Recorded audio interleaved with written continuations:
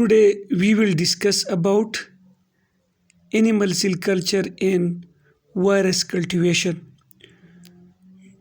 In this lecture we will discuss about the primary cell culture, property of the primary cell culture, what is cell strain, secondary cell structure, and we will also discuss different type of cell lines in which we grow our viruses, or we can form how we can form pharmaceutical drugs. We will generate recombinant DNA. So what first of all we are defining what is animal cell culture. For the cultivation of viruses we need animal cell culture. So first of all we are going to discuss about what is animal cell culture.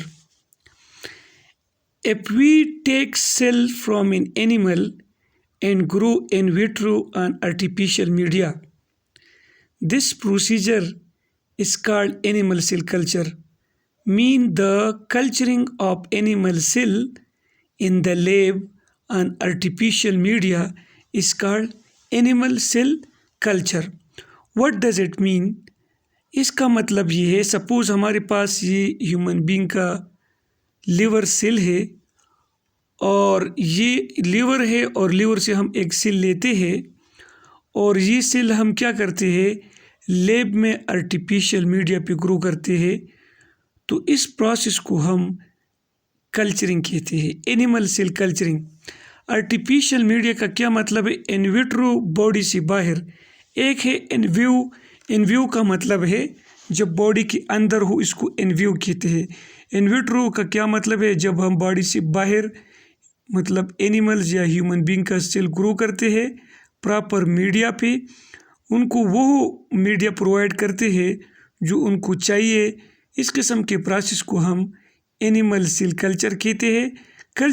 Culture का मतलब है living populations और culturing मतलब growth of living population. तो animal cell culture क्यों ज़रूरी है और मतलब ये कौन सी प्रोसेस में हम मतलब यूज़ करते हैं, इसका फ़ायदे क्या है, ये हम नेक्स्ट लेक्चर में डिस्कस करते हैं। लेकिन सबसे पहले हम एनिमल सेल कल्चर और सेल लाइन्स जो है आज हम डिस्कस करते हैं। सबसे पहले है primary cell culture. Primary cell culture का क्या मतलब है? A cell culture which is initiated by cells removed from an animals organ is called primary cell culture. Primary cell culture बहुत आसान है। इसका मतलब ये है, अगर हम किसी ऑर्गेनिज्म से टिश्यू लेते हैं और इस टिश्यू से हम एक सेल सेपरेट करते हैं मुख्तलिफ प्रोसेस के ज़रिए, फॉर एग्ज़ाम्पल मैकेनिकल ज़रिए, प्रोसेस के ज़रिए हम उसको ग्राइंड करते हैं, स्लाइस करते हैं, या एंजाइमेटिक प्रोसेस के ज़रिए कुछ एंजाइम ऐड करके इसको ग्रो करते हैं, सारी इसको सेपरेट करते हैं और फिर इसको मीडिया पे रखते हैं। इससे जो प्रीशली आइसोलेटेड जो सेल्स मतलब ग्रो होते हैं, इसको हम प्राइमरी सेल कल्चर कहते हैं। सिंपल ये है कि ये जो हम डायरेक्टली टिश्यू से लेते हैं या ऑर्गन से लेते हैं, इसको हम ग्रो करते हैं, इसको प्राइमरी सेल कल्चर कहते हैं। ये जो प्राइमरी सेल कल्चर है, इसका मतलब ये मीडिया से जब हम सेल आइसोलेट करते हैं, प्राइमरी सेल कल्चर हम इसको कहते हैं, या प्राइमरी सेल लाइन्स कहते हैं। आपने ये याद रखना है कि फ्रेशली जो है डायरेक्टली हम जब ग्रो करते हैं और उसको जब इस मीडिया से लेते हैं, इसको हम प्राइमरी सेल कल्चर कहते हैं या प्राइमरी सेल लाइन कहते हैं। प्राइमरी सेल लाइन्स जो है, इसका जीनोम क्या होता है? जीनोम्स आर आइडेंटिकल, मतलब इसमें म्यूटेशन वगैरह के चांसेस कम है और इसका जीनोम जो है ये आइडेंटिकल होते हैं। अभी कौन से टिश्यू जो है हम ले सकते हैं?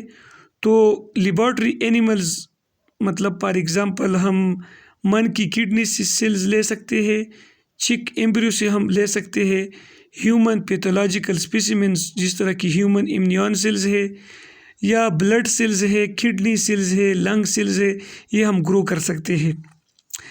अभी ये जो प्राइमरी सेल लाइन्स है, इसकी प्रॉपर्टी ये होता है कि इसका लिमिटेड ग्रोथ होता है। मतलब ये है कि आप जब इसको क्या करते हैं, ग्रो करते हैं, तो ये 5 to 10 टाइम ग्रो हो सकता है मज़ीद ग्रोथ नहीं कर सकता, आपने याद रखना है।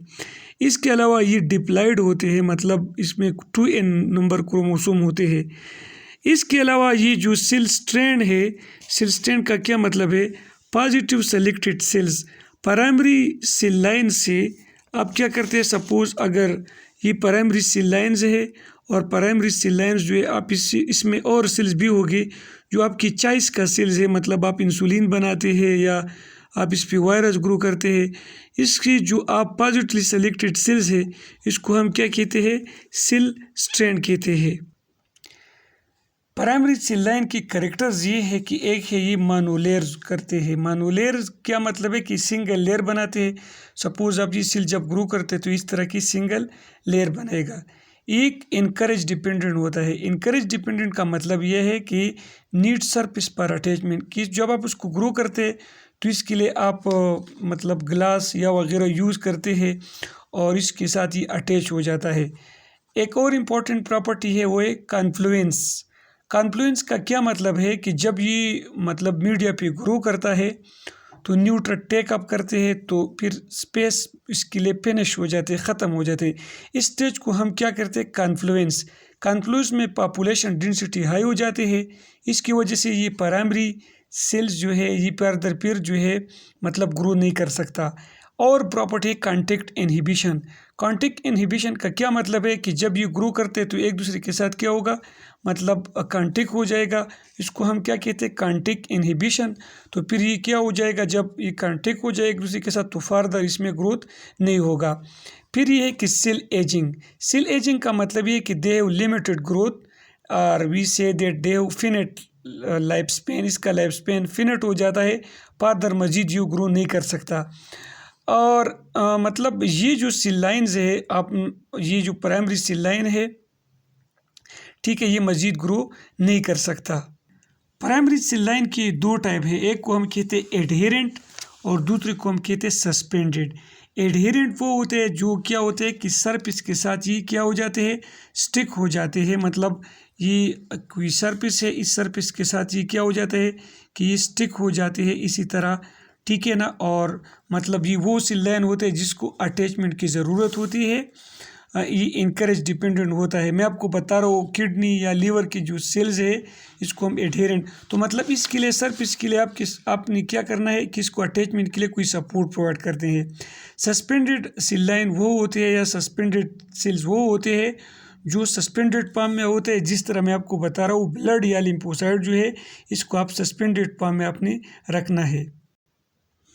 अच्छा, अभी जो है प्राइमरी सेल कल्चर जो है मतलब आप उसको मेंटेन करने के लिए क्या करते हैं? सेकेंडरी कल्चर कहते हैं। सेकेंडरी कल्चर करते हैं। सेकेंडरी कल्चर का क्या है कि ये प्राइमरी कल्चर जो है ये हम क्या करते हैं कि ये हम सब कल्चर करते हैं फ्रेश मीडिया पे। तो मतलब ये जब ग्रो करते हैं, इससे जो सेल ग्रो होते हैं सब कल्चर के ज़रिए, इससे जो सेल हम आइसोलेट करते हैं इसको हम क्या कहते हैं? सेकेंडरी सेल कल्चर या सेकेंडरी सेल लाइंस। ये सेकेंडरी सेल कल्चर या ये जो सेकेंडरी कल्चर है ये इसका मतलब 10 to 15 टाइम्स ये ग्रो कर सकता है। ये भी डिप्लॉयड होते हैं, डिप्लॉयड क्रोमोसोम इसमें होते हैं। इसका एग्जांपल है ह्यूमन फाइब्रोब्लास्ट सेल लाइंस या MRC5 या W138 for vaccine in growth of viruses. ये जो है ये असल में क्या है? सेकेंडरी सेल लाइन है। एंडर रॉबिन्स और वेलेज ये 2 साइंटिस्ट थे, उनको क्या मिला था? ये नोबेल प्राइज़ मिला था। मतलब एनिमल सेल कल्चर पे उनको नोबेल प्राइज़ मिला था। मतलब ये जो प्रोसेस है उन्होंने ये डिस्कवर किया है। नेक्स्ट हमारे पास जो है वो क्या है? Continuous cell lines. Continuous cell line क्या होता है कि capable for continued passage and tissue culture. मतलब इसमें क्या होता है ये कैंसीरियस होते हैं, इमॉर्टल्स होते हैं। और जब आप उसको क्या करते हैं सब कल्चरिंग की इसकी फिर ज़रूरत नहीं होती है क्योंकि ये मतलब एबनॉर्मल ग्रोथ करता है। तो इस किस्म की सेल लाइन को हम कंटिन्यूअस सेल लाइन कहते हैं। ये हम ले सकते हैं इट में भी एपिथेलियल सेल। ये एपिथेलियल सेल हो सकते हैं, फॉर एग्जांपल हेला सेल्स, आपने याद रखना है MCQs के लिए। Fibroblast, baby hamster kidney cells, ये जो है हम डिराइव्ड करते हैं। ये असल में ट्यूमर टिश्यू से हम डिराइव करते हैं, इसको हम कंटिन्यूस सेल लाइन कहते हैं। और है individual host cell line. Individual host cell line क्या होते हैं? Each bacteria serve is a host cells line for the cultivation of bacteriophage. एक बैक्टीरिया के एक सेल जो है ये क्या करते हैं, ये एक्ट करते हैं एज अ होस्ट, किसके लिए? बैक्टीरियोफेज के लिए। तो हम बैक्टीरिया को जब सेल लाइन, बैक्टीरिया की सेल लाइन को हम क्या कहते हैं? Individuals host cell line. अभी जो मतलब इसका क्या है, बेनिफिट्स है, एप्लीकेशन है सेल कल्चर की, वो हम डिस्कस करते हैं। वायरस सबसे पहले एनिमल सेल कल्चर की एप्लीकेशन सबसे पहले क्या है कि इसमें हम वायरस को कल्टीवेट करते हैं। वायरस को हम क्यों क्रिएट करते हैं? Deep study of virus. Virus को डीप स्टडी करने के लिए हम करते हैं प्रोडक्शन ऑफ वैक्सीन। वायरस के ख़िलाफ़ हम वैक्सीन बनाने के लिए करते हैं chemotherapeutic agent against viral disease. Viral disease के ख़िलाफ़ जो है हम जब कीमोथेराप्यूटिक एजेंट डिस्कवर करते हैं, वायरल डिजीज़ के ख़िलाफ़ हम ट्रीटमेंट करते हैं, इसके लिए करते हैं क्योंकि virus is obligate intracellular parasite need living metabolically active cell for their reproduction. So we do in vitro culture. Virus obligate intracellular parasite है क्योंकि इस वजह से हम वायरस के लिए जो है सेल लाइन जो है वो यूज़ करते हैं, एनिमल सेल कल्चर करते हैं, क्योंकि आर्टिफिशियल मीडिया पे वायरस ग्रो नहीं करता। इसके लिए जेनेटिक मैनिपुलेशन में हम उसको यूज़ करते हैं। Production of monoclonal antibodies. Monoclonal antibody वो होते हैं जो एक ख़ास एंटीजन के ख़िलाफ़ काम करते हैं। इस पर हमने सेपरेट लेक्चर दिया है। फार्मास्यूटिकल ड्रग फॉर्मेशन के लिए इफेक्ट्स ऑफ टॉक्सिन, टॉक्सिन की क्या असरात है, इफेक्ट्स ऑफ पोल्यूटेंट, मतलब पोल्यूटेंट की क्या असरात है ह्यूमन बॉडी पे, एनिमल पे, इसको स्टडी करने के लिए use of artificial skin.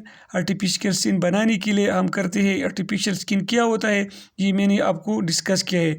Study of function of nerve cells. Nerve cell जो है इसके लिए हम स्टडी कर सकते हैं। क्रोमोसोम एनालिसिस, और क्रोमोसोम एनालिसिस के लिए हम स्टडी करते हैं, यूज़ करते हैं।